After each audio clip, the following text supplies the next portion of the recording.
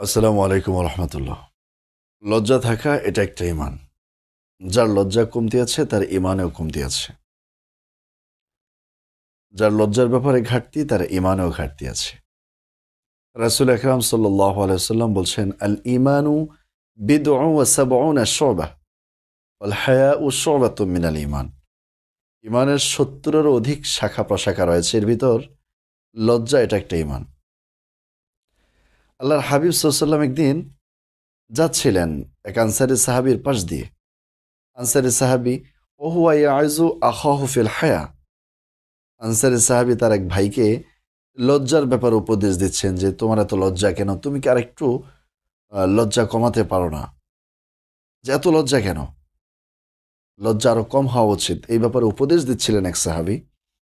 রাসূল সাল্লাল্লাহু আলাইহি ওয়াসাল্লাম যখন এই কথাটা শুনলেন যে তার ভাইকে লজ্জা কমাবার ব্যাপারে উপদেশ দিচ্ছেন, রাসূল আকরাম সাল্লাল্লাহু আলাইহি ওয়াসাল্লাম সাহাবীকে বললেন, দাহু, তাকে ছেড়ে দাও। ফাইন্নাল হায়া মিনাল ঈমান, কারণ লজ্জা এটা হলো ঈমান, এটা হলো ঈমানের একটি শাখা। সুবহানাল্লাহ।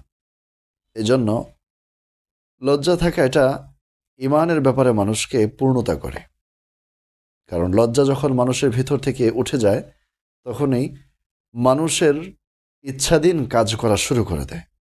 যখন তার ভিতরে হায়া চলে আসে, লজ্জা চলে আসে, তখন সে ইচ্ছাধীন কোনো কাজ করতে পারে না, মন চাহিলে যেটা ইচ্ছা সেটা করতে পারে না।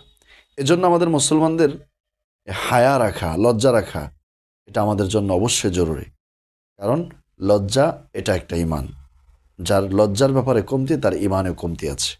আল্লাহ তাআলা আমাদের সকলকে লজ্জার ব্যাপারেও, ঈমানের শাখা প্রশাখার ব্যাপারেও আমাদেরকে সচেতন থাকার তৌফিক দান করুন।